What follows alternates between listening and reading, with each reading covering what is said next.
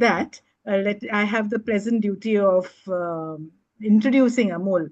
I'm going to not say Dr. Amol Dongre or anything. He's just plain good old Amol for me, good old friend, if I can say. And we've been batchmates. We've gone to many, we've gone and written the Keel modules together. And yes, and he's my go-to person when I'm stuck regarding any part of research that I may be doing. So, but formally, I would like to say that Dr. Amol Dongre is a professor of community medicine at Sri Manakula Vijayagar Medical College. Vinayagar. Vinayagar, Vinayagar Medical College and Hospital, Puducherry. He's a FAMA Fellow 2008 from PSG Coimbatore. As part of the IFME, International Fellowship in Medical Education, he completed a Master's in Health Professions Education from Keele University, UK. He is currently pursuing his PhD, and he is an author of a book on qualitative research methods and 7 book chapters, and has published 50 international and 21 national papers.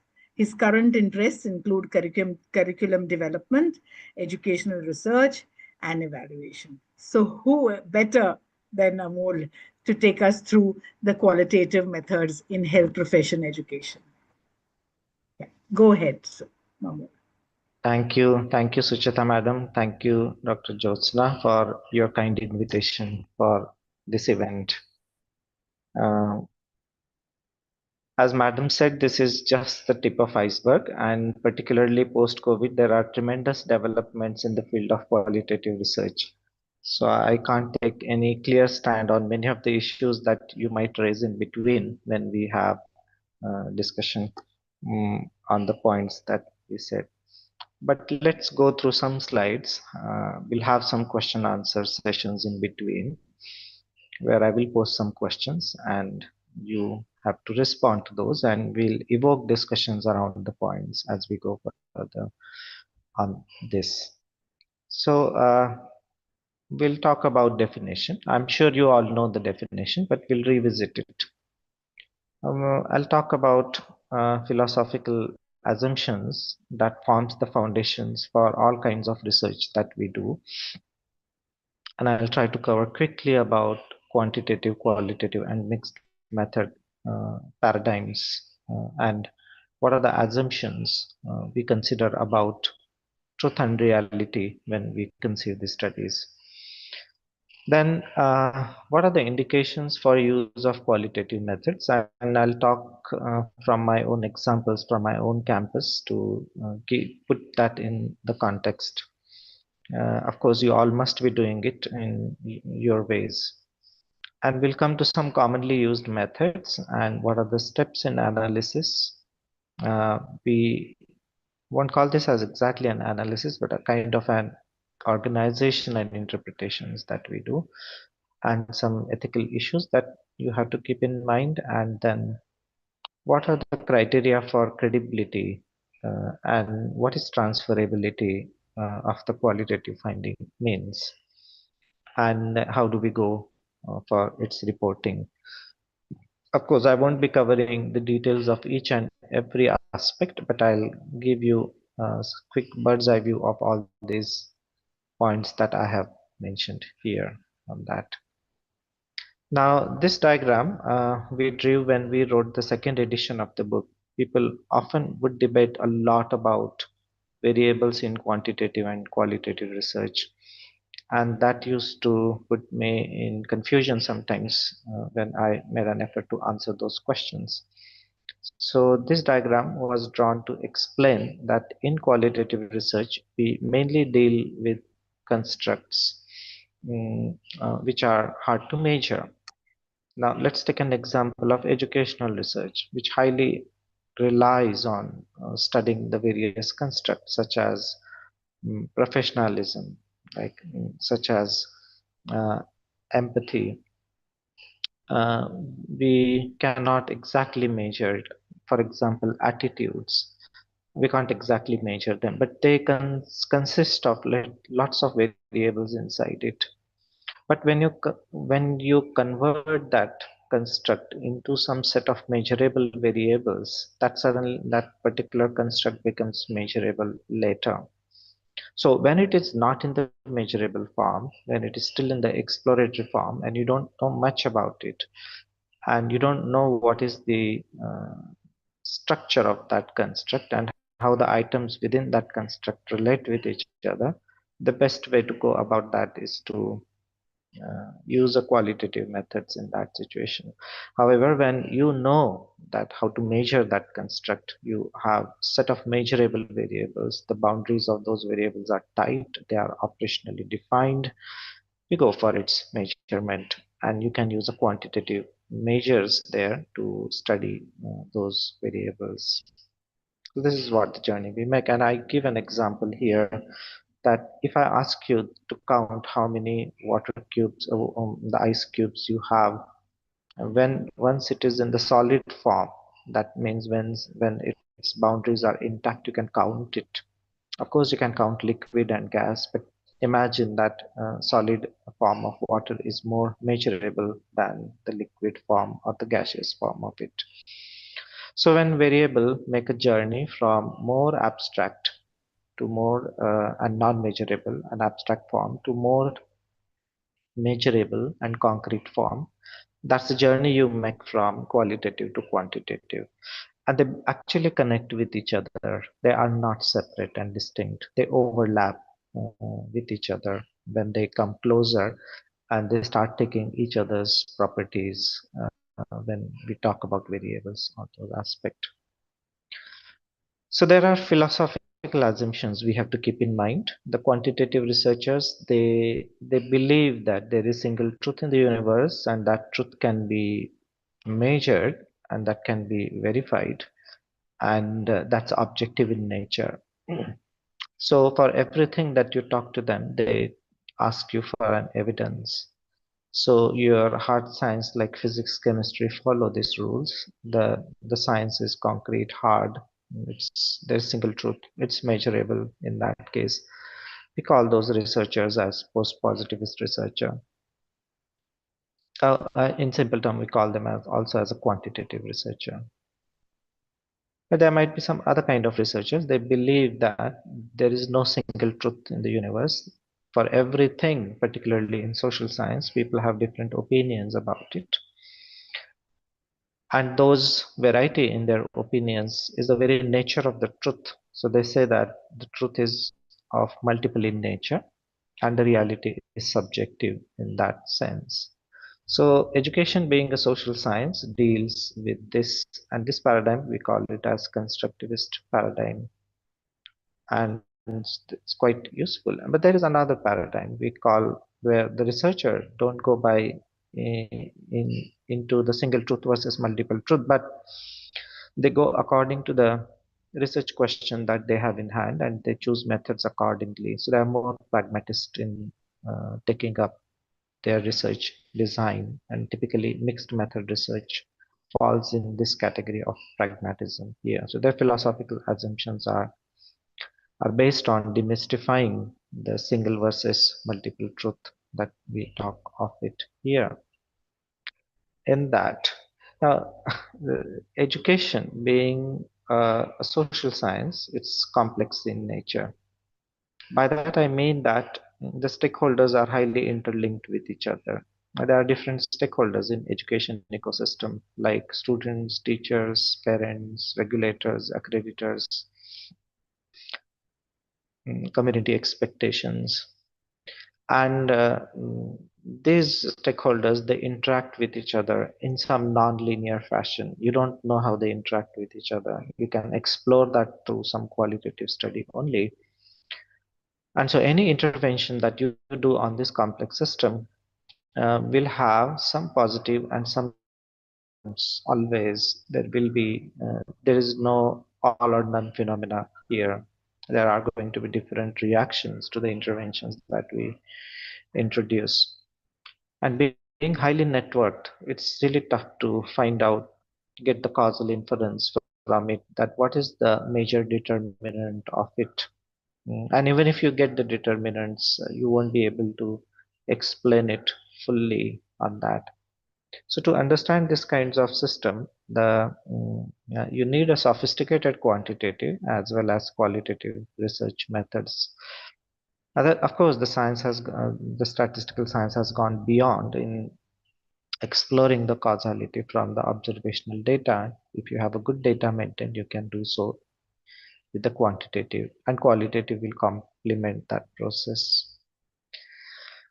Now, I would like to hear this response from you. What I suggest, please write in the chat box, respond your response to this question. What, according to you, is qualitative research? And I'll read your responses on that, and then we go to the next slide. So start writing.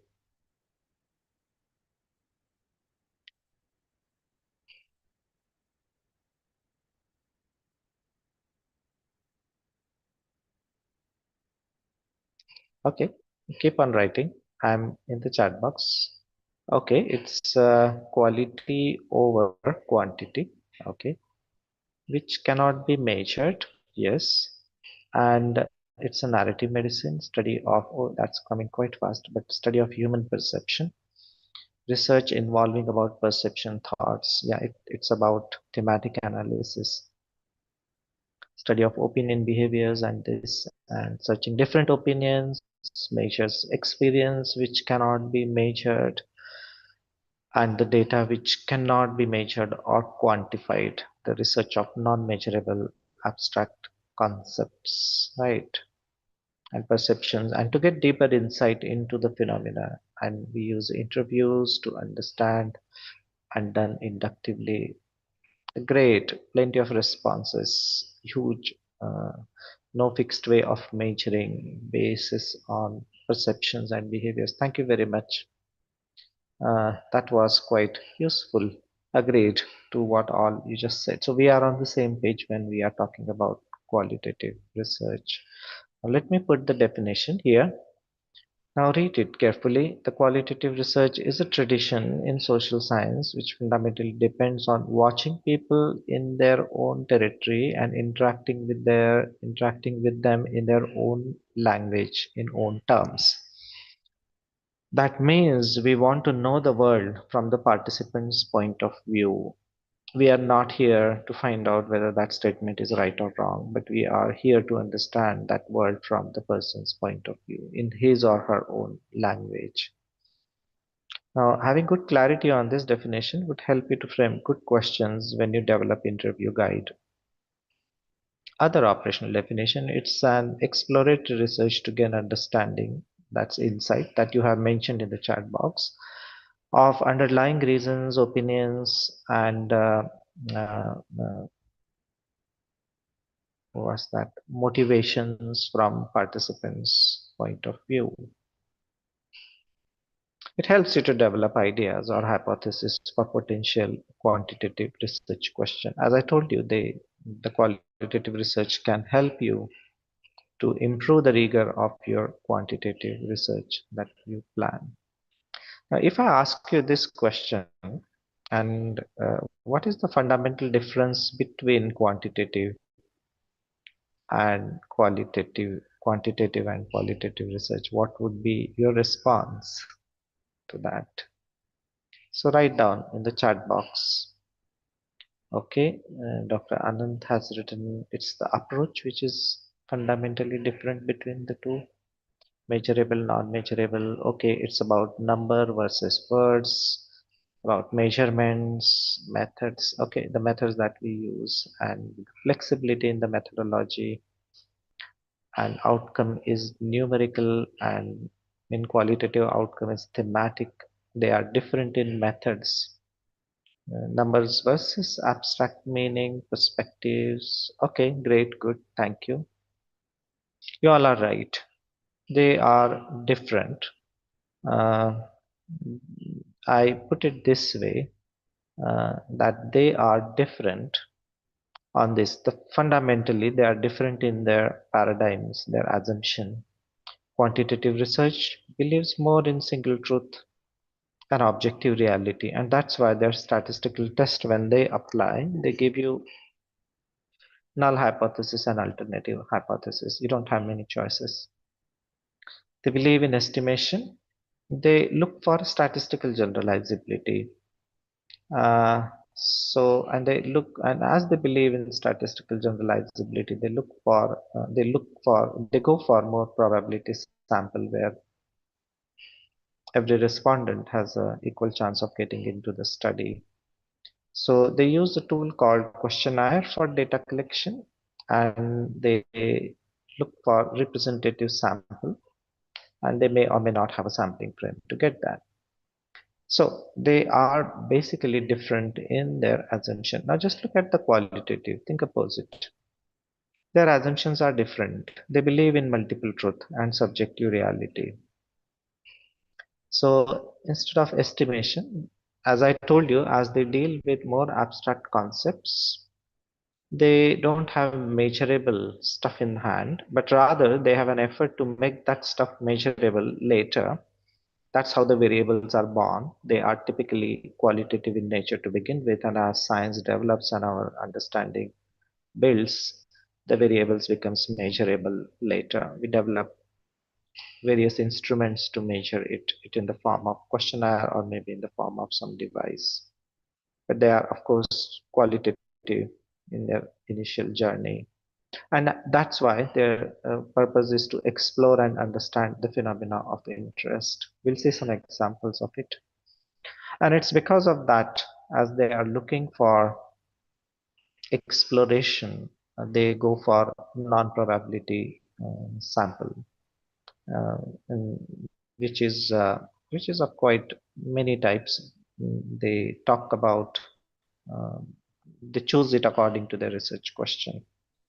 What they have is interview guide, not a questionnaire. It's also called topic guide, where it consists of some broad open-ended questions inside it, and they are typically developed uh,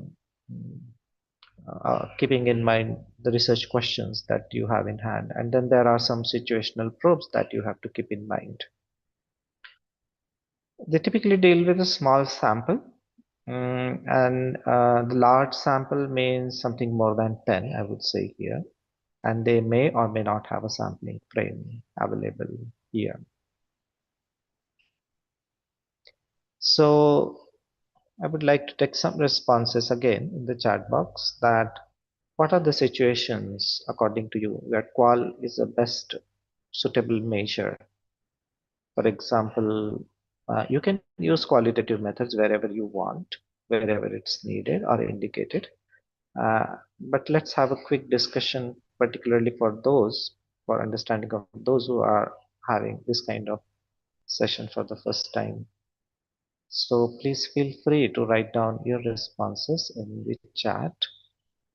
I will read it. Okay, so when we want to gather opinions or perception, and Dr. Abhishek Das has written why and how is more important than how many and how much here. Perfect. And when you want to measure attitude and trying to find some new association, new phenomena, yes. And how did it work? Yes. And if it didn't work, why it didn't work? That also you can explore. And to explore insight on sensitive topics, to know about lived experiences, understand human behaviors, which is complex stuff, and to get an idea of abstract thoughts, reflections, Dr. Sudeep has written, reflections, and to know the challenges and obstacles for any program that you implement. So understand the facilitators and barriers. Very well said. And what kind of data is unknown? You would like to explore that aspect. Very well. Great. So let's see it. And I'll try to put some examples here as we go further on that. We say that when little is known about the topic, for example, mm, feedback practices and students' reaction to your feedback culture that is introduced. And when you know little about the topic and you are the new person starting working on that, you may start your journey with the qualitative inquiries to begin with to understand what's going on. because that good day never comes that you fully understand the topic to start your research journey. You may do some journaling using some qualitative methods and get to know what terminologies people use and why do they use those terms when they use it. What do they think and why do they think in the way they think? So how do they behave and why do they behave in the way they do so? And this gives you good insight on what's going on. You have been saying it since from the initial, right from the beginning, that we do qualitative research to explore the different perspectives of various stakeholders. Not everybody have same reactions to your interventions, so there may be different shades, and there may be positive and negative reactions to your educational interventions that you introduce. Then studies on lived experience from the participants' point of view. Uh, for example, what is a lived-in experience being a resident doctor in particular specialty? And you will see that you will not get any uniform or any fixed reactions here. This would vary. This would vary in different subjects in different institutions. So there's a lot of diversity coming up here, and those responses will be shaped in the context in which your respondents give you the response. To explore the black box of practice, programs, and intervention, particularly in program evaluations, to understand why and how did it work. Or if it didn't work, we also would like to know why it didn't work in that case. To explore the hidden curriculum, and each one of us have a hidden curriculum in our curriculum implementation. So there are some practices students pick up when even if those are not taught explicitly. If you want to build your own theory to explain the phenomena of interest, you can do a qualitative study like using a grounded theory study. If you want to explore how do students learn in online environment, we all are conferring in online setting. And so what is that educational, and we all are, I'm talking, you are listening, and I'm also learning from you and you are learning from me, and this is going on. But what are those learning theories which supports the learning in online environment? And do we need a theory to explain it? Are there some special features of this particular virtual interactions that we have? So that can be a topic that you can use. Of course, we can use existing theories to support how learning takes place in online environment. But have we collected explicit data on it to understand how it goes? Now, whenever we develop any assessment tools or any questionnaire, one of the steps that we follow is that we collect qualitative data to get good variables or the context specific variables for our uh, assessment tool or the questionnaire that we develop. And predicting the future, what will be the state of education 30 years from now? What kind of universities will be there? What will be the status of um, physical universities versus virtual universities? And will there be virtual universities? And if yes, what would be their nature? So we can do some Delphi kind of study with some experts in India and try to predict the future so that we can start aligning or preparing for that future right from now. So a Delphi kind of study can help you to predict that kind of future, and guide you for your future investment in that direction. Now that question comes, people often ask that you have collected a lot of chit chat data from the people, and many people call that as a chit chat one. But what do you do with that chit chat, and what's the use of that data? Who uses that data, and what do you do with it? So what will be your response to it if that kind of question is posed to you? So write down your response in the chat box. Eager to hear your responses. Okay, Dr. Subalakshmi has written that it helps to improve. make changes in the system. Dr. Dinesh has written to make the hypothesis. Yes, we do thematic analysis of it. Yes. Who cares about that data and who's asking for it? Who gets impressed with that data? Who's your target audience when you generate this kind of data for modification, right? But what if you take these findings for to your institutional leaders and say this is what we are hearing from the people, and so let's make a change. But if you are questioned that you got these responses from some few people by interviewing them, what's the guarantee that they were telling you truth, and should we take actions based on that data that we got? Okay, policymakers. Yes, now there is a growing interest among policymakers in using qualitative results because there is a growing understanding that quantitative figures tell you that particular prevalence or that particular proportion, uh, but qualitative findings illuminate the context in which that figure was generated. So the understanding of context is considered for decision making by the policymakers. So that's a very right point. To explore different facets of same block of research question, yes, and various stakeholders' viewpoint, and you get to know. And when people are heard, they feel valued, particularly in systems where teamwork is essential. Everybody's opinion is important and needs a consideration or a place when we put it. I'll just quote some examples that how I used it, and we'll tell you some story behind it, how that mm, evolved over the period of time. Of course, from your responses, I have a clear idea that you got it, you know it, but let me say it from my experience. In 2013, I was given a responsibility to think about developing student support system in our campus, and this timetable was prepared. But this was mainly prepared in isolation, and then this was shared with the mentors here in the campus. They looked at it, and we realized that since this program was developed in isolation, there was less ownership about it.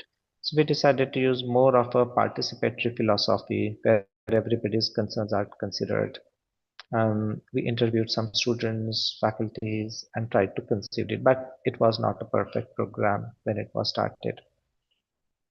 Later, we did a very detailed evaluation, detailed data collection on it, that what kind of support system we would be needing. So what are the lived in experiences of our students, those who score high versus those who don't score?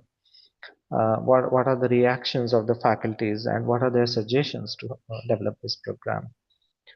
And we got a very important finding that students face various, because initially if you see this program is highly academic in nature, and where the focus is more on solving their study problems and helping them to get good grades in exams.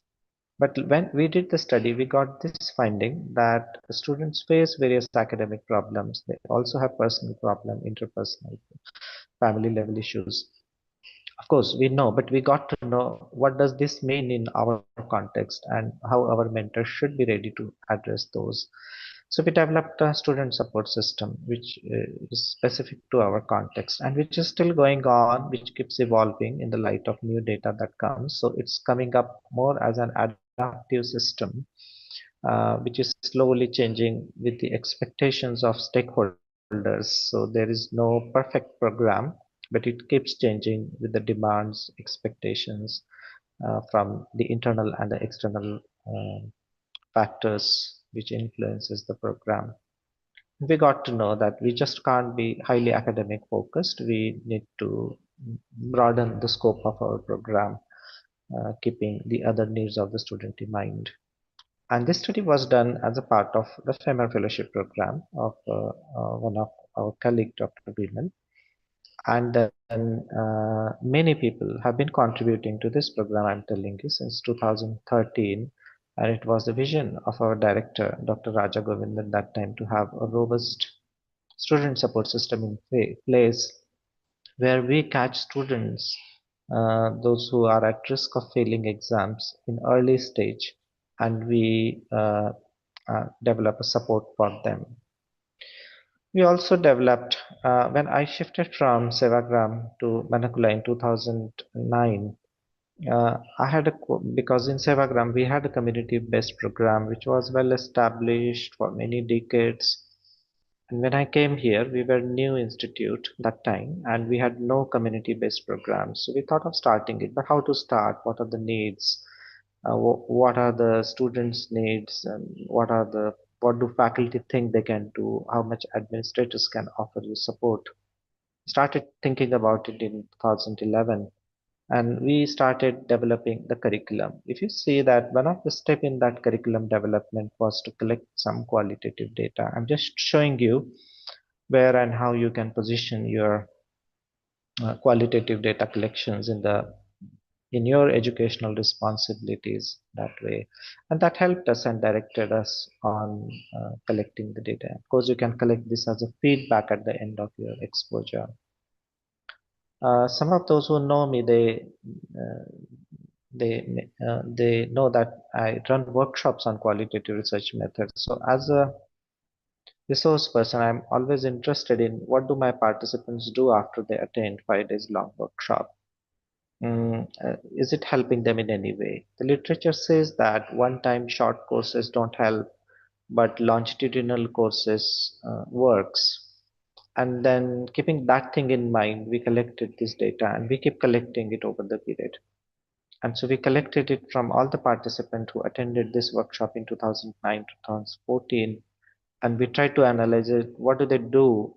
And we found that yes, quite a good percentage of them use it. 30% of them use it for their routine work. 10% of them publish papers. And we tried to get two figures, qualitatively and quantitatively, in the form of text here, to see do they match and do they say the same thing. And that's what we tried to get in here. So what I want to say that for your periodic evaluations and improvement, you can use qualitative research. So there are mm, our colleagues in campus, they keep doing evaluations. You also must be doing it. I'm just helping you to understand. Uh, so evaluation is a culture of our medical education unit where they keep evaluating things so that we can derive maximum from it, particularly in the context of CBME. When we are implementing the newer interventions, it's a good opportunity for us to study the facilitators and barriers, strengthen the facilitators, and then how we can weaken the barriers or we can address those. But we have to make incremental improvements because drastic changes can disturb the stakeholders and there may be negative reactions to it that way. So incremental improvement helps the learners, helps the stakeholders to strengthen their action experience learning cycle, and it improves their ownership and subsequently the sustainability of the program. So finally, what I want to say with all these examples is that the goal of qualitative research is to explore, is to describe sometimes. Explore means something which is very new. You don't know about it, how it works in your context. Describe it.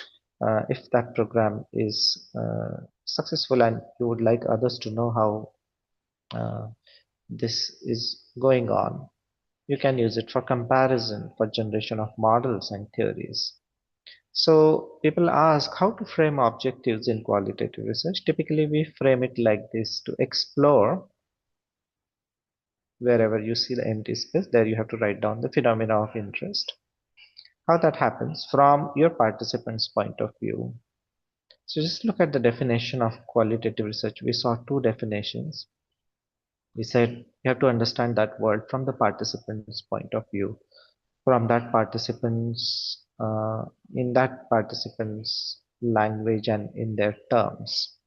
And that's a point we have to keep in mind. We are not searching for truth, we are searching for the different ways of that expression that people have about that particular subjective reality.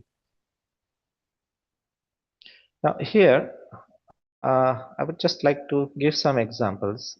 Just like you have different designs in quantitative research, like you have cross-sectional, case-controlled, cohort, experimental design. We have different approaches, also called theoretical underpinning. First one is descriptive approach, where we explore perceptions and opinions. And here's an example for it. What are the reactions of stakeholders to CBME curriculum? Why faculty face problems in implementation of SDL? That's a descriptive type of qualitative research. If you want to know the lived-in experience of your learners in particular course or university, go for phenomenologic research. If you want to know that what are the different ways students learn, I mean, what is their collective learning when they get exposure to one particular course, you can do phenomenography kind of research. We are in this meeting. I see that there are 54 people here in this meeting, and this session is going on. And each 54 of us will be interpreting it in their own way. Your prior mental schema must be influencing it in the way you interpret it. And I have no idea on what you are listening and how you are interpreting it. But if as a researcher I want to know that, I would like to interview each one of you, collect data from you, and know your different learnings. And that collective summary that I pull in would give me a phenomenographic idea of what went inside your head. If I want to explain how the phenomena of interest takes place as a process, for example, how the identity is formed among medical students or among medical faculty as an educator, what was the process, what trajectory they have gone through, and what has been the facilitators and barriers for it. And I want to conceptualize it in the form of theory, which is based on the data, then I have to go for grounded theory approach. Of course, there are many more approaches than this. I'm just quoting few here for ease of understanding. The most commonly used is descriptive approach. But I see in phenomenology, a source scope of phenomenology also. Remember, in the example that I quoted for developing student support system, we used a phenomenologic research. We wanted to know the lived-in experience of those students who failed to clear their university exam. What did they go through, right? And then understand it from their point of view, their world. Right. So Here are here's a question. So write down your response in the chat box. What are the sources of qualitative data in our education ecosystem that we have?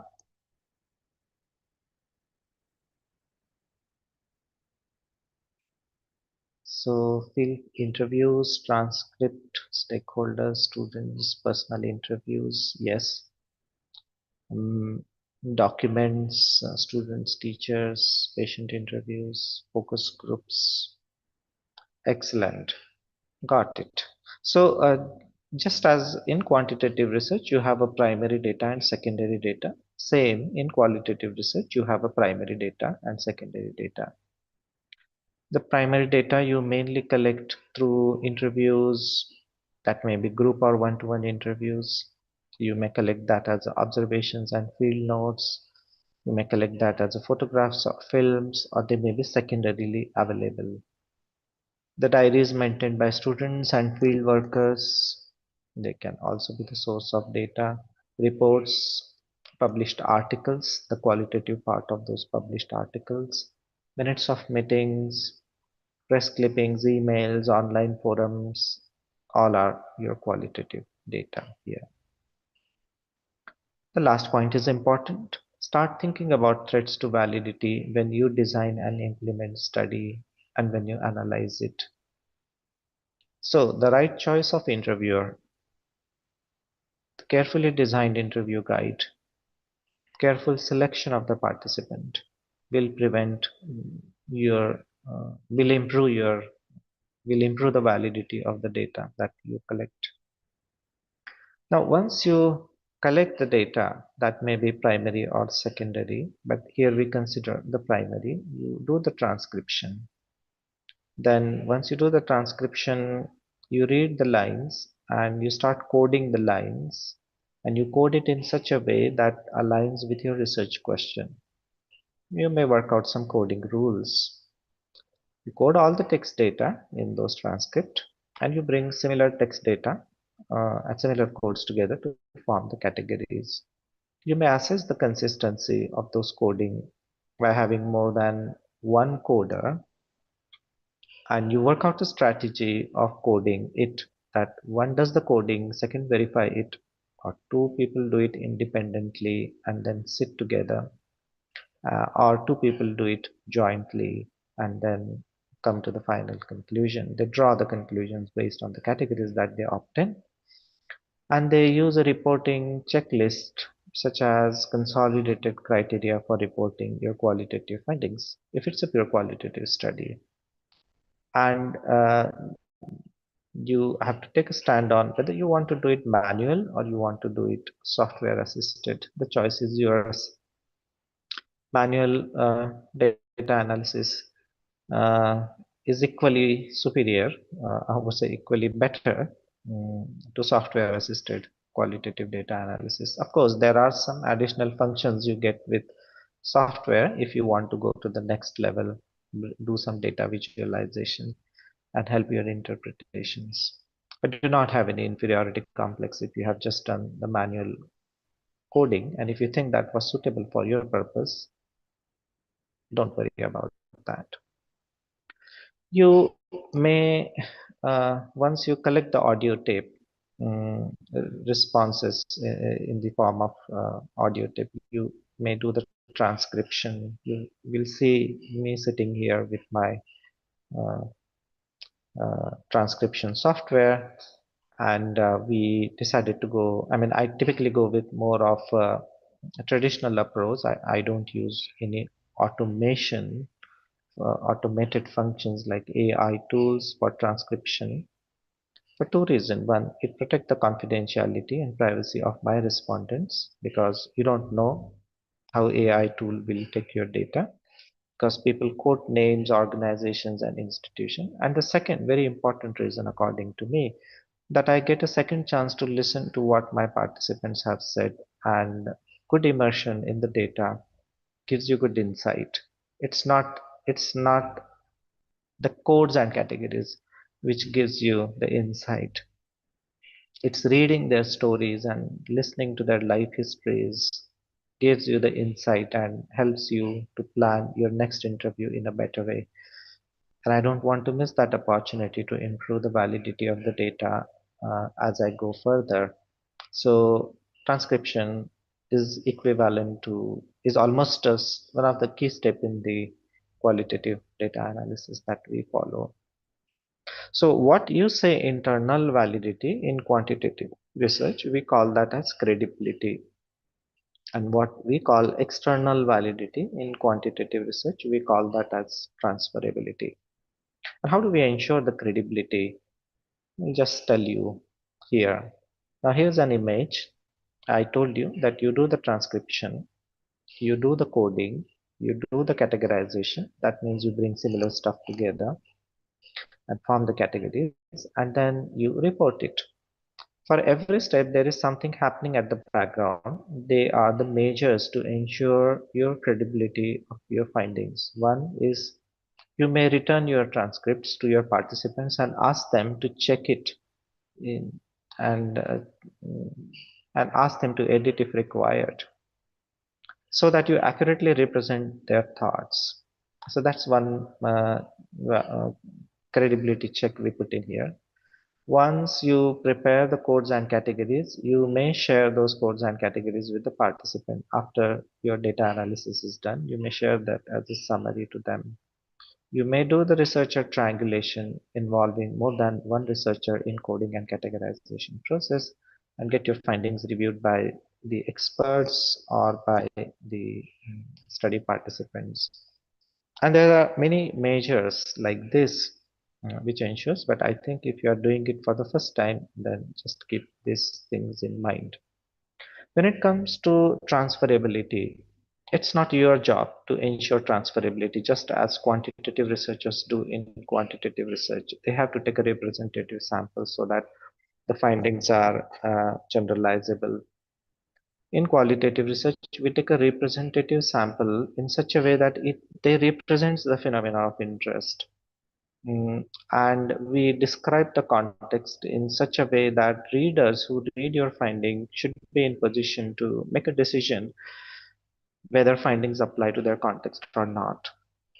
This is what we call it as transferability. So the responsibility is the responsibility of readers to make a choice of accept make a choice on those findings for their context. Your job is only to describe the context in which you generated your qualitative data.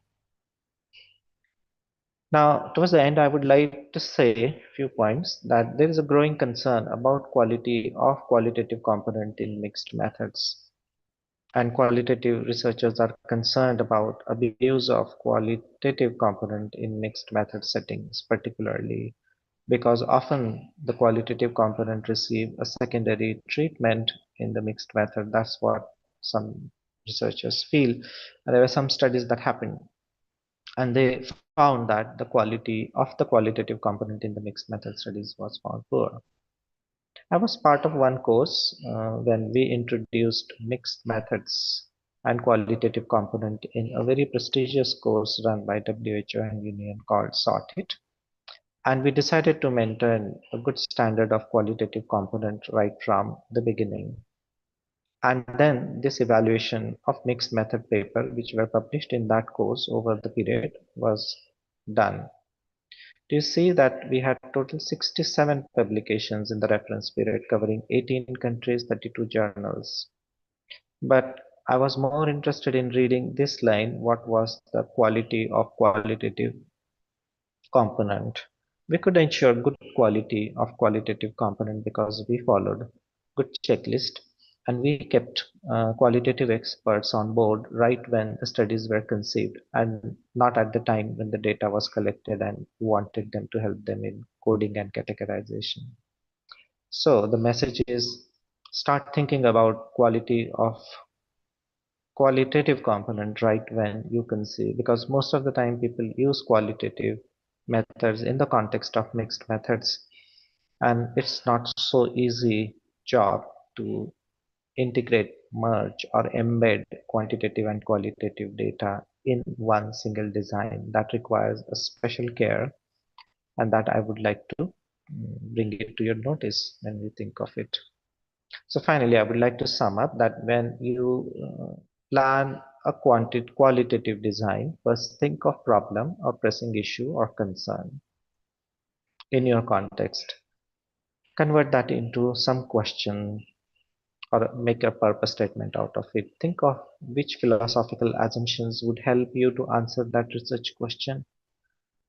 And if you choose one philosophical assumption, then choose the approach which aligns with that philosophical assumption, like descriptive phenomenology, phenomenography, or grounded theory. Once you choose that, go for methods later. Often when we read paper, we miss these two components, the details on paradigm and the details on the approach that's used. So we read objectives and directly we read the methods, and these two sections are important in between.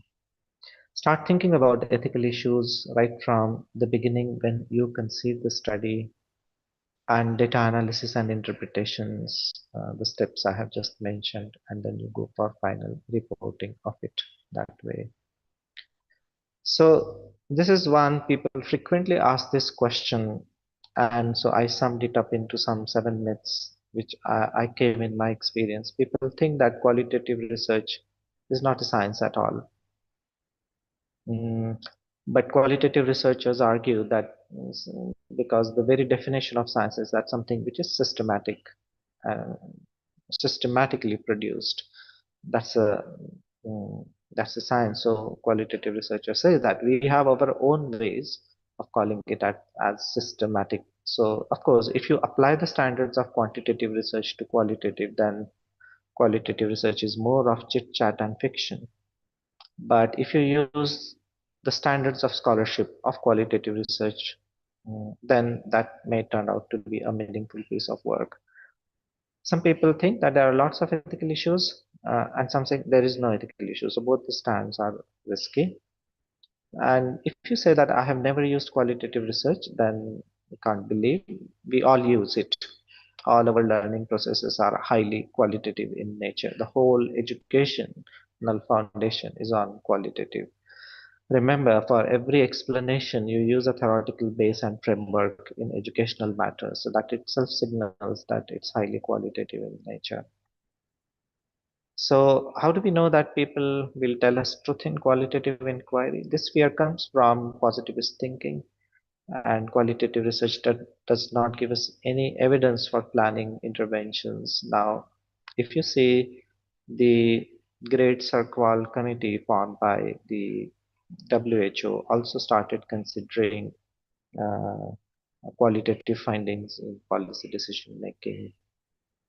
Qualitative researchers do not use numbers. Yes, they use numbers, but not for statistical generalization. And typically in the context of content analysis studies. And people say qualitative findings are not generalizable. Yes, they are not statistically generalizable, but they have a scope of transferability and analytic generalizability, which are the other two models of generalizability that we look for here. So with this, I come to an end. So I express my thanks to Academy of Health Profession educators. Special thanks to Dr. Sucheta Tandekar, the President of AHPE, Dr. Josna Sriranga, Honorary Secretary, and all other Executive Committee members.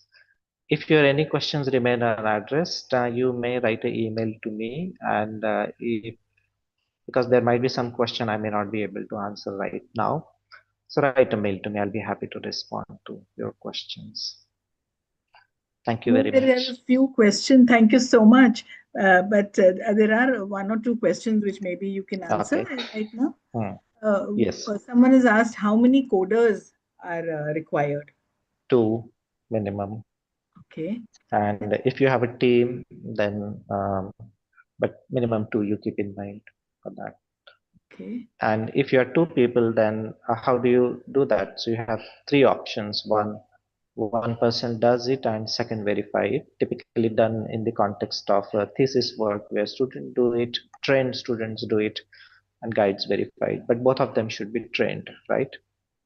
The other option is that both of them do it independently by setting some coding rules and then sit together and then work out whether they are thinking on similar lines or not. And third is that they sit together and do it jointly. The first and third options are more practical and feasible, very commonly used.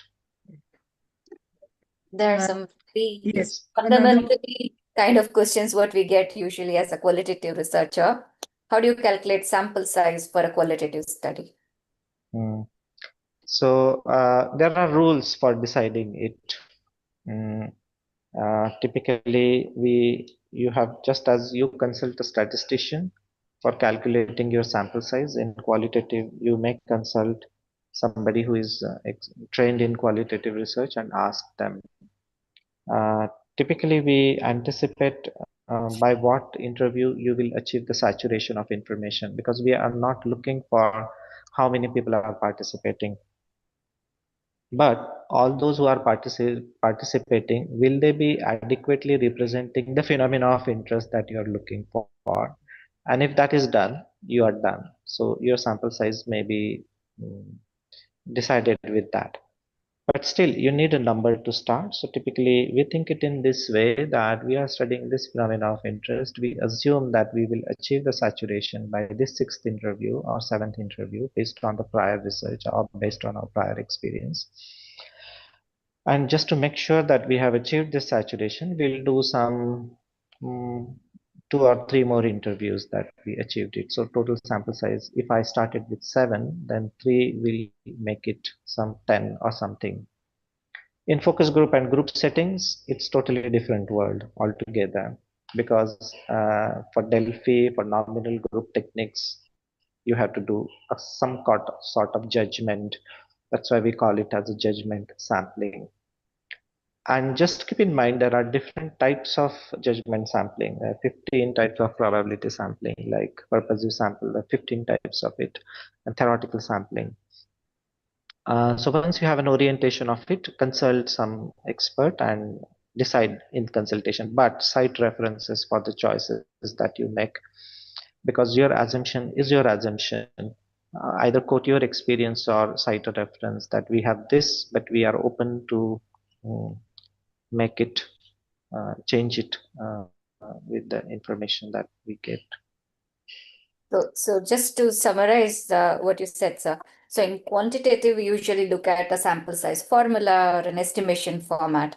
But in qualitative, it all depends on the data saturation, whether we have Yes, explored all the themes that we wanted to.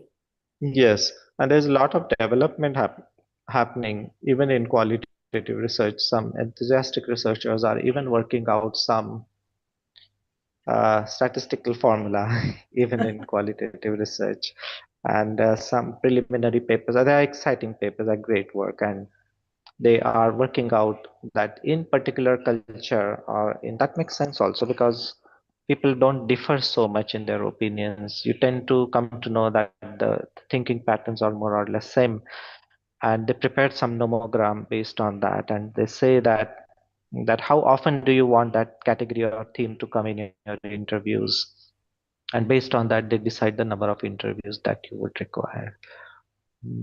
So it's not very straightforward job to decide the sample size in your qualitative. So answer is also not very straightforward for that. Thank you, Yes. Amol, for that. Dr. Supe, I see that he has his hand raised. So, Yes, sir. Yes, sir. Dr. Supe, well, we seem to have lost him.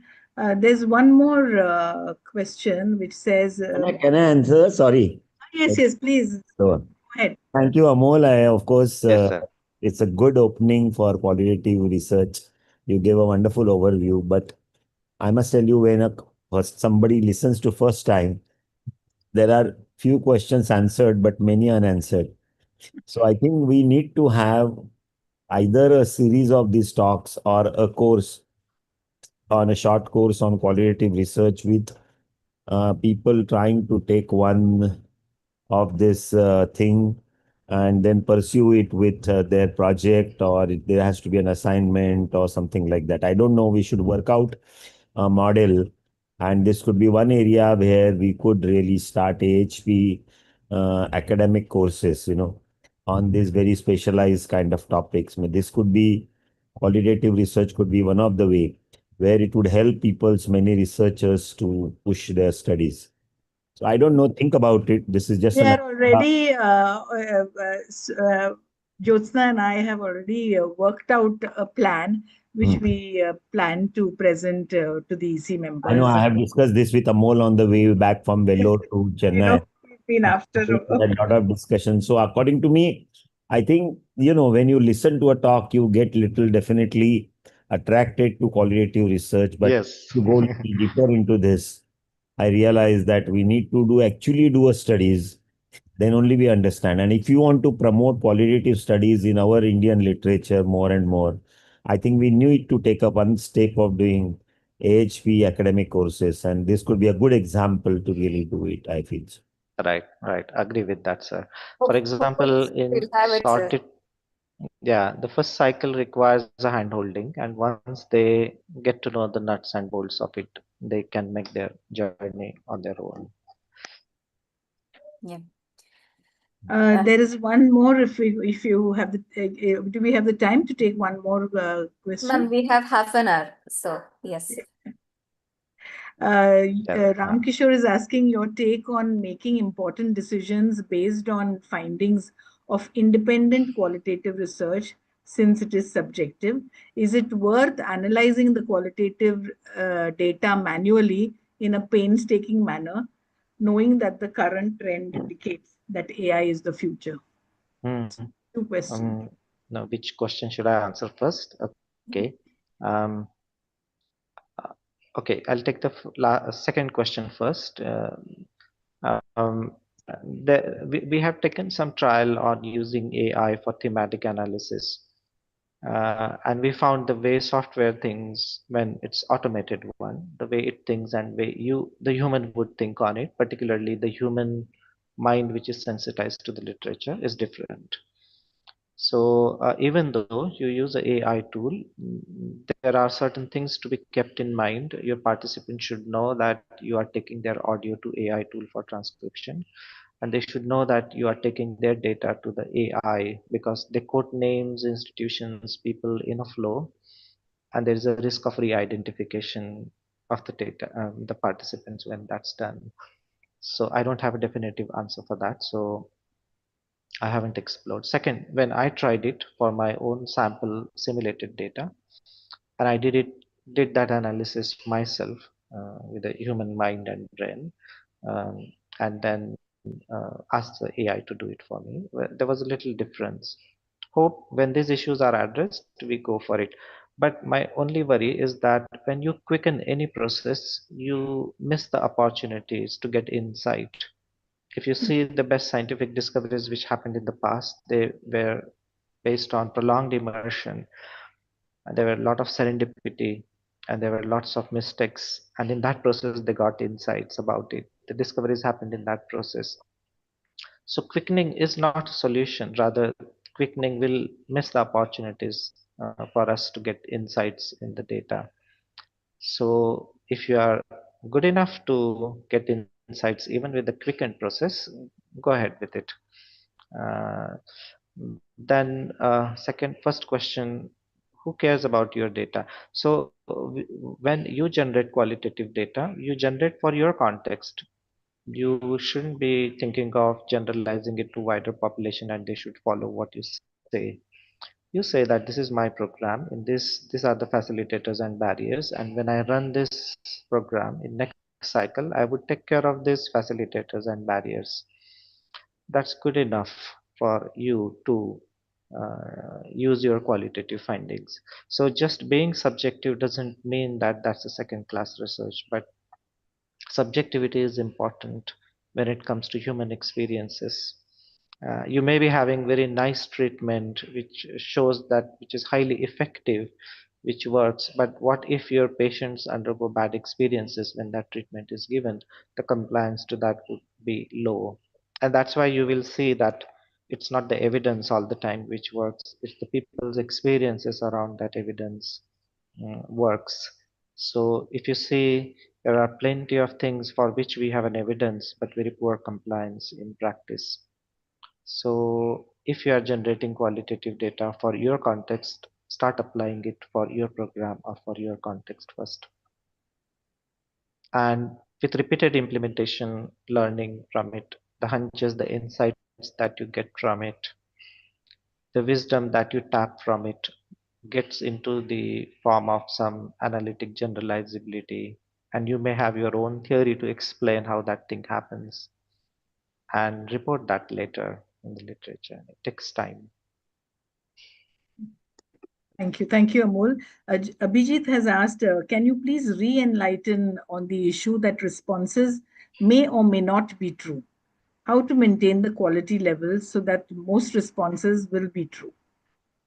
We are not here in, if I ask you a question, if you are my respondent and my research is on understanding the educators reaction to new education policy that we introduced, and I see there are nearly 50 people in this room, and if I interview you and if I ask you what is your opinion about new national education policy that we have, here I'm not in business of finding out who is right and wrong, because that is your opinion, that is your personal opinion.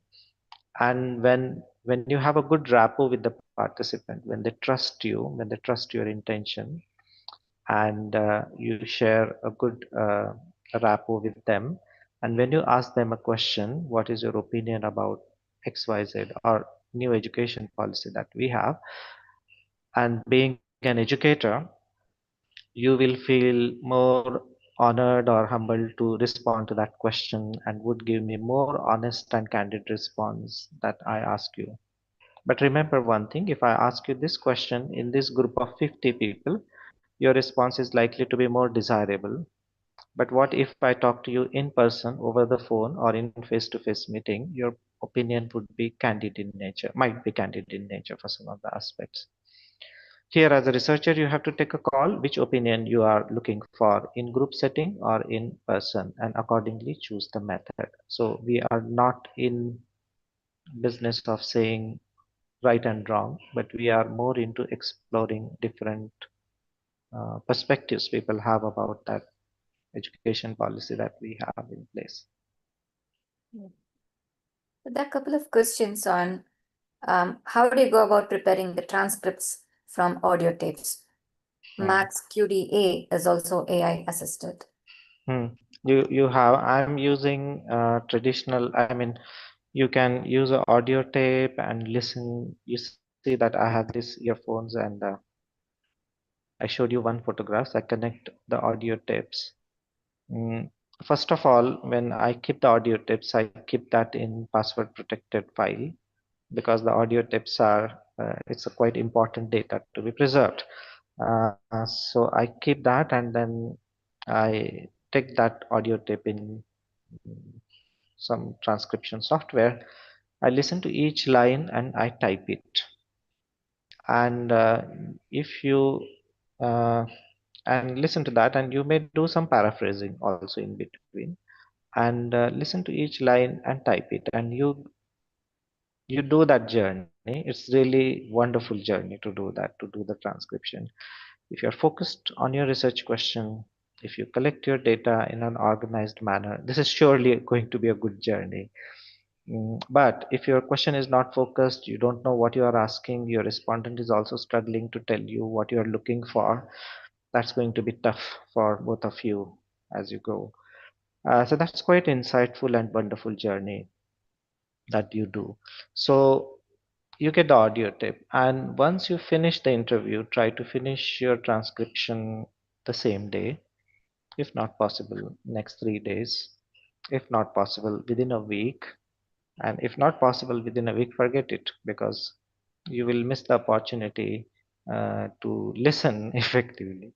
Anyway, I'm just telling you these operational problems. You can do the transcription later as well, but we try to finish it within a week. And I usually finish my transcription before I go for next interview, because this is what we call it as sequencing in qualitative research, because the data that you collect from one method should inform the data that you collect in the next method, and that improves the mm, mm, what you say, the quality of qualitative data that you collect. So we say triangulation, sequencing helps here in this case. And you type it in Word file, you work out some transcription rules. There are some conventions that we follow, and then you can take a printout for coding, or you can use it in software for coding and categorization. So there's a question on code book. How to prepare a code book upfront? Mm. Mm. So if you are doing, it's about all about when you have very specific purpose in mind, and you know what you are looking for. You're going to be deductive in your coding and categorization. You are already fixed about it. You can write down that code on the paper and then say, I will look for this particular facilitators and barriers and code that. If anything new comes, I will do that. The other, some people, they take a ground up approach. They say, no, I will read the data and will start coding, more of an inductive. But truly, you are not purely inductive always. You always have something in mind when you approach the data. So you fix something in mind, you look for it, and your code book emerges. You, except in one situation, I never had a very prefixed code book in mind. So you have something in mind, but you remain open to new stuff that comes in. But that's the discovery that you make if they come. So let it evolve, and then keep that code book with you before you go for categorization. Yeah. So one of the ways I have been working with is usually there will be a theory associated. For example, if I'm looking at the transformative theory of learning, so I'll have the broad categories identified, and from there I start. But that would be more of a deductive process than an Right. inductive. So you may have a theory, you may have a conceptual framework to begin with that may guide your coding and categorization. Yes, yes, indeed. Or you may have an evaluation framework in mind that will also guide your coding and categorization. That's an excellent point, Dr. Joseph. Yes, sir. And there's a question. Any good book to understand qualitative research? There are many, but most of them are written by social science background. So you have to buy those books. I will send you some reference list, perhaps on the WhatsApp group that Yeah, I the WhatsApp. use, and there are different books for different purposes. I will send you some list to keep in your library for reading. Yeah. So just to add on, I was exposed to qualitative research because I got trained with Amol sir way back in 2012, 13 in that time period. And from then on, I have continued my qualitative research journey. So for those who are asking for the workshop, sir, any pointers on that? And then I'll come to your book, which helped me to pick up quite a few qualitative research skills as well. When are you We conducting the workshop and how can people apply? we approach, okay. We do 5 days long workshop face to face in Pondicherry. It usually happens in the month of February or somewhere. This time it happened in February, and that's this thing. And the second workshop happens every month. It's online. That takes my lot of time. It's online, so where it's more of where people go through it, they complete assignments, and we take 10 people per month. And if they take up any project or do something, then they can talk to me on one-to-one basis, but they have to complete 5 assignments successfully to be taking up that project independently.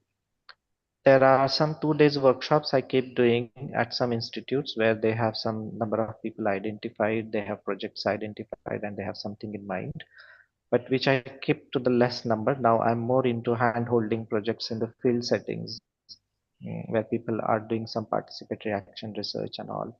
So cognitive information, as Supesar was saying, it gives a illusion to people that they can do it, but when it actually comes to doing it, some hand-holding is required, and that's what I'm doing, and that takes my lot of time.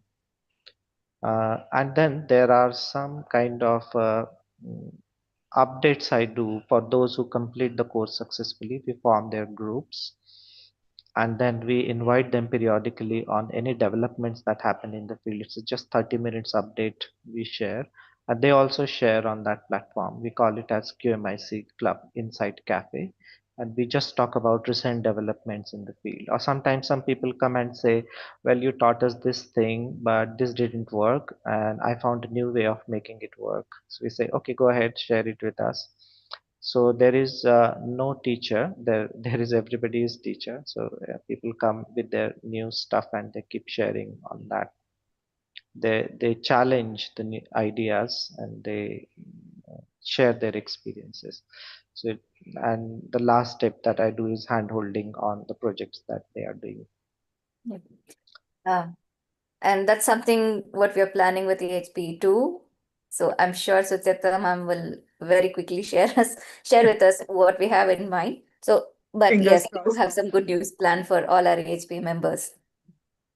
Abhishek has asked, how do you manage the translation issue when the audio file is in a local language? For example, Bengali. Exactly. So Hmm. I'm currently doing my interviews for my PhD work, and I give a choice to people that in which language should I interview you.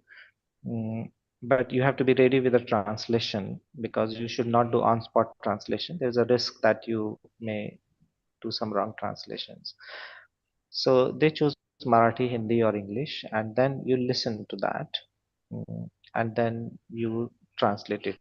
Remember this thing: when you convert spoken language in written, and when you translate local language in English, you are going to lose some data in that process. You lose the feel of that language when you do the translations. And we call that as a data distance. You have to acknowledge that data distance when that happens. You cannot reduce it to zero. It's going to be there, but you can minimize it. So I practice transcript return. I return transcript back to the participants and say that please go through it. Feel free to truncate some part, edit it. And this time, I'm surprisingly, first time it's happening that everybody is editing their transcript. And so they are giving me the new insight that, okay, I said this point, but you didn't get it right here. So let me write it for you. And that self transcription is helpful in that case. So return it. When participants like the interview, they belong to the topic, they are likely to edit it. This is a new learning I had.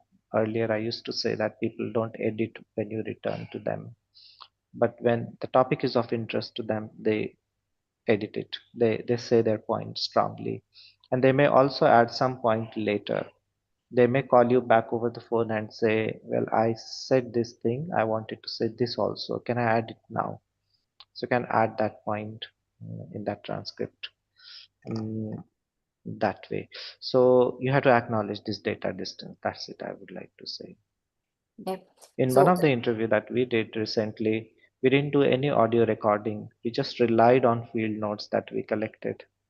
And we collected it in some different way this time. mhm. And I feared that there is going to be huge data distance because we are not audio recording, we are not doing this. And so everybody of us were in worry. So last week only we finished that phase. And when I got data in my hand, I was surprised that even villagers whom we think low literate audience, they also generated overwhelmingly large amount of data. The data is so large that earlier I thought that I will get that with some text data online, but now I think I need to go back to the site once again to collect that data. So people generate data and they share a lot of information to you. That's the thing that you have to have good rapport and trust developed. People share and they share their lot of those stories, which sometimes is beyond the scope of your research. And there you have to practice optimal ignorance and be careful about sharing uh, their codes with some demographics because there's a risk of their identification that way. So just remain open, take your trials, even though if your initial experiences are not good first time if you're doing, then with some practice you will learn the skill of insightful data, getting the insightful data from the participant. So when I end up with large amounts of data, I find it really helpful to stick to the research question on hand and not deviate too much from it. So when my focus is on the research question, I know kind of what we are looking for. It helps us to analyze the pattern and stick to that part. Of course, there's other data which is also emerging can become part of another focus of research for a future research as such. But for the current time being, I try to stick to what is there. Okay, so there is a question, sir. When to stop collecting data? How much is enough in qualitative research? Hmm. So we in descriptive type of qualitative research, we are not concerned about saturation. For example, if I want to know what are the teachers' experiences in CBMA implementation in your campus, then I would choose vocal, willing, knowledgeable people in your campus, and I would interview those people, and I'm done with it. But when I'm building some theory and I want to build some concept to explain the phenomena of interest, I have to follow the rules of saturation. So for saturation means something which comes again and again. We say there is a saturation. So it can be saturation of information, it can be saturation of codes, or it can be saturation of concepts. So all these three would require different sample size. So for my current PhD work, we have planned to go for code saturation or other category saturation. So perhaps we did a larger sample size. And to do that, we need to discuss quite often with your guide and take decisions. Himanshu sir is there. I see that sir is there. So if sir unmutes and tell that how do we take decisions about our sample size and how we are making, that would help, sir. And how do we meet, confer online to make a decisions about future course of the work? May I invite sir to share his experience Yeah, and the decisions that we take? Yes, sir. so you are looking at experiences and perceptions of interviewee. Uh, you go from one interview to another, and over a period of time, you'll be able to build a theory, right? So that is how you go. At some point of time, you will realize that you have adequate data. That is where you stop. Yeah. Thank you. There's one more question. Suggest the best tool for better language translation for the interviews. This is for Amol. Yes, Amol, I think he was frozen for some time. Sir is back now. Amol sir, you're on mute, and yeah, Himanshu sir yeah. is also on mute. Yeah. Right. Best tool for translation. Yes. The best tool for data analysis and translation as of now I'm using is human mind here in this case. So maybe if you have some plans to use AI for translation or something, but use that, what they call it, as more of a your own AI tool rather than which uh, takes that data to general pool, so that you protect the participants. So I have not used any tool for translation. I have done it myself. The human brain, I think. And some qualitative researcher says that whatever technology that you use, like autocode functions in your softwares or whatever, human brain still remains superior tool for data analysis as of now. This is the line we get from it now. Yeah, for a data transcription, I find Google Docs to be really good. So if you're running the audio in the background, Google Docs will automatically transcribe the data. The margin of error is always there, but it reduces the time of transcribing to half. So And yes, that's one you, helpful. and I also heard that Microsoft Teams also does it for you, Yes, but you need to check it once that is done. yes. And if you're doing the interviews online, Zoom also has a transcribe feature. Hmm. But of course, Yes, the I know margin that. of error is quite high Hmm. with both For these. example, yeah, but my interviews are in Marathi and some are in Hindi. Mm. So your respondent should say that should speak in English, and your tool should understand that accent well. True. Of course, you can edit it later and just check it immediately before you go.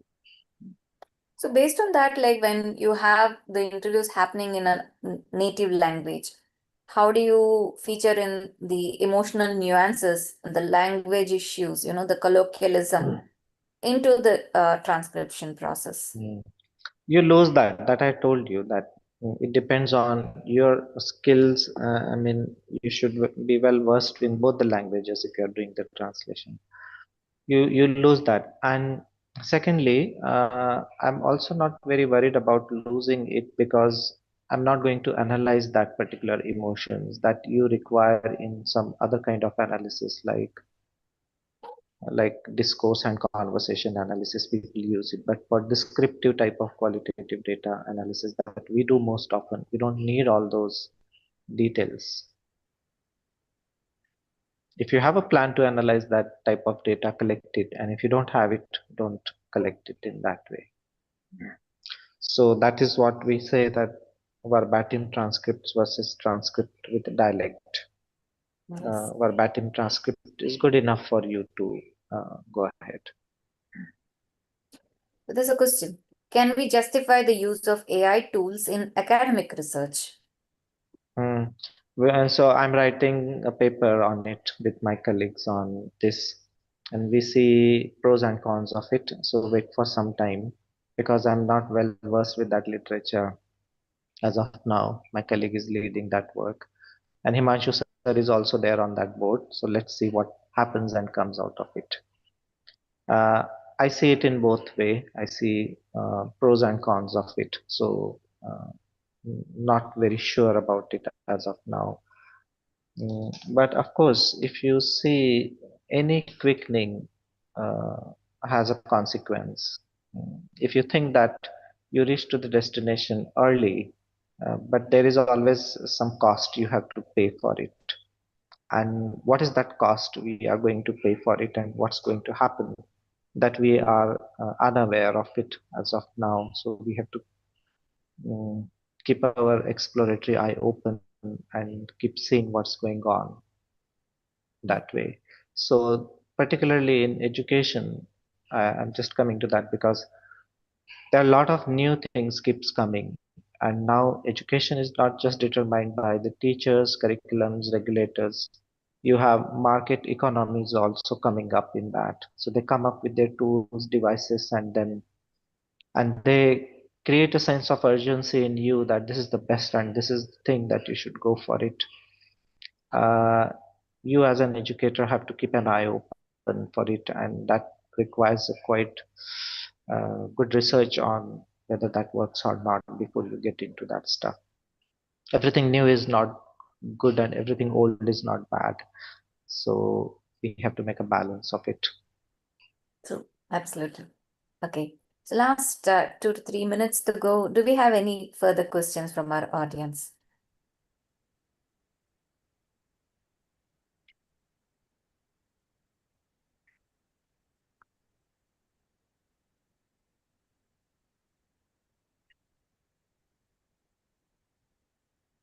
I must say that qualitative research is my favorite approach to research over the last 10 years now. And once I got into qualitative research, the number and other components of quantitative research were making less sense than the beauty of understanding the nuances of the Amol, responses which were coming through. I want to ask you now, Yes. see, about 10 years ago, we started doing mixed method research about 20 years ago. Do you think mixed method of research is still the current method, or people are now having different, as you said, different kinds of Mm. researches?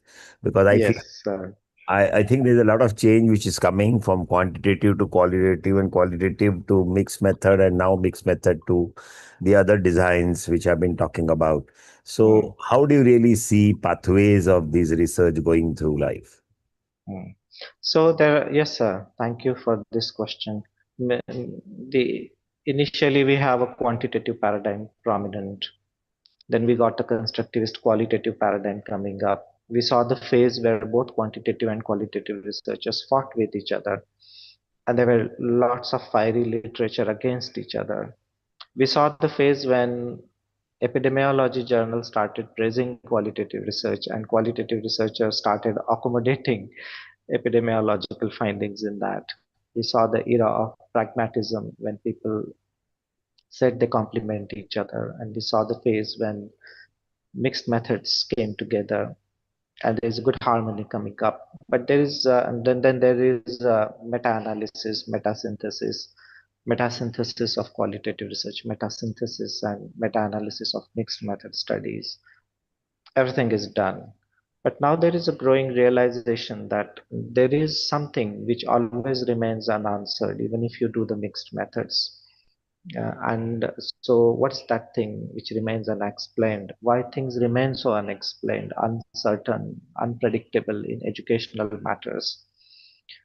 So, the complexity theory is coming up to answer those stuff, where they say that we fundamentally have misunderstood the nature of evidence in educational research. Perhaps it's more fluid in nature, it's more adaptive in nature, it's more iterative. So we need that kind of studies, that kind of designs or paradigms to explain it. Maybe I think in the future, we will have more studies or talks on complexity theories and what What kind of about design thinking? there is a design based research is a kind of, according to me, is a AME guide number 60 talks about it, about design based educational research, which I think is an excellent way of doing action research in educational settings.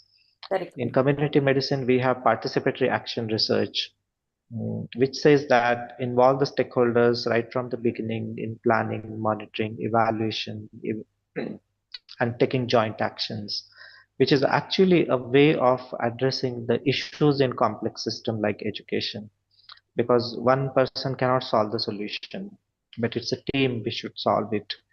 So maybe I think that design based research, which is a kind of mixed method where there is an element of action to it, where we take it, I think that's one way we think on addressing the problems in complex system like education. I think wonderfully. Thanks so much, Yes, Amol. sir. I think, Jyotsna, we should keep this in mind. And in our next NCHP, we should have an overviewing talk on educational research, how it has grown over, and what are the future pathways. Just keep this kind of a topic. I think people should get enlightened about what is happening. I think are not, we have to look into this little more detail and plan our studies and promote our studies, what is in the current pathways. I think that is somewhere we are still struggling with the qualitative and quantitative. So we need to think about this complexity design research. Yes, sir. Yes, sir. I think And Suchita would love to add some points on this now. Okay. I think I'm looking at the I think time. it's okay. It's okay. We'll stop here. Sorry, Amar, for asking that question, but I thought this No, is perfect. in our Thank you. mind. It comes to our mind. Okay. Yeah. I think we can take one last question because it's a very important question. Should we have qualitative research trained members in the ethics committee? yes, very important. You have to have. And if your ethics committee members don't have people trained on that, you can always call one external to review your proposal. This question I had earlier, this was a real scenario that I faced. You can invite some external member on board if you don't have a trained person. Yeah. Recently, the 2 weeks back, my proposal was kept on hold in one of the ethics committee because they said we don't have person trained on board for us, and they said we will call somebody and then we will look at it. So that's a good idea to go further. Mhm. And Yes. as I'm working in the program evaluation, one experience I got, whatever you do, you take a robust design, you do a robust qualitative and quantitative. Your commissioners of evaluations are never happy with the results that you produce to them. They always feel that there is something lacking in the study that you are producing. And we were studying that particular aspect, that why people are not happy with the evaluation results. And then that took us to the area called complexity research, which Supesar was just asking. Yep. Okay. Yes, I think more of our educational researchers are getting active now. And yes, we do have something planned. And that's going to happen over the next 6 months. Sure. Over to you, Sucheta ma'am, for the closing comments. Thank you. Thank you so much, Amol. And you have really ignited a number of minds to take this forward, and we are all charged. And even if you say, you have a lot on your plate, we are not going to let go of you. So you'd better be there for us. And this is a real big dumpy from me.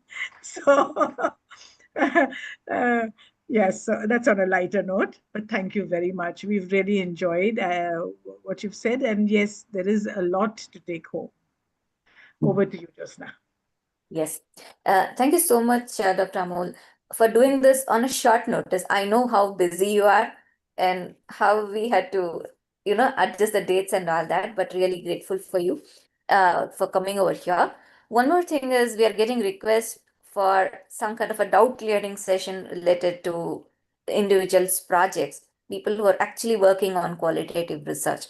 So we'll keep that in mind while we are designing the program we were discussing previously. We hope that you, Himanshu sir, and the other qualitative research experts will be available for us to take this further down the line. Okay. Thank you so much, sir. Yeah. Good night, everybody. Good Let's night. look forward to having some more interactive sessions. And in April, we will have a workshop.